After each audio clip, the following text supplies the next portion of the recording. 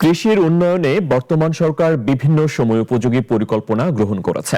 পর্যায়ক্রমে দেশের সকল কৃষককে কার্ড প্রদান করা হবে, জানিয়েছেন প্রধানমন্ত্রী তারেক রহমান। সংসদে প্রশ্নোত্তর পর্বে তিনি একথা বলেন। প্রধানমন্ত্রী বলেন, আগের সরকারের সময় হামের টিকা আমদানি হয়নি। পরীক্ষার কিটের স্বল্পতা থাকলেও দ্রুত সমাধান হবে। এ সময় স্বাস্থ্য খাতে উন্নয়ন ও নতুন নিয়োগ পরিকল্পনার কথাও জানান সরকার প্রধান। আরেকটি বিষয় আছে, বিভিন্ন জায়গায় মাটির সংসদ অধিবেশনের শুরুতেই প্রথম ৩০ মিনিটের প্রশ্নোত্তর পর্বেই গুরুত্বপূর্ণ বক্তব্য দেন প্রধানমন্ত্রী তারেক রহমান। রাসায়নিক যে ক্রিয়াটি থাকে, এ সময় অন্তর্বর্তী সরকারের সময় হামের টিকা আমদানি করা হয়নি বলে মন্তব্য করেন তিনি। আমরা যেই অন্তর্বর্তীকালীন সরকারকে সমর্থন দিয়েছিলাম দেশে একটি সুষ্ঠু, সুন্দর, নিরপেক্ষ নির্বাচন করার জন্য, দুঃখজনকভাবে সেই অন্তর্বর্তীকালীন সরকারের সময় শিশুদের হামের টিকা গত কয়েক বছর ধরে বিদেশ থেকে আমদানি করা হয়নি।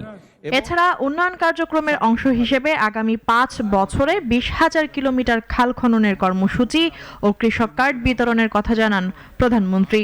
এতে জলাবদ্ধতা নিরসন ও কৃষিতে ইতিবাচক প্রভাব পড়বে বলে আশা করেন তিনি।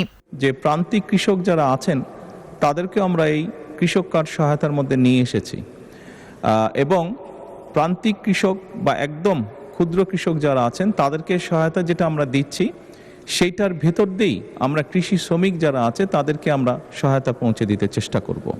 তাদেরকে যেই কৃষক কার্ডের মাধ্যমে আমরা যেই অর্থনৈতিক সহযোগিতা করছি, সেখান থেকেই একদম শ্রমিক যারা আছেন তারাও সেই সহযোগিতার অংশীদার হবেন।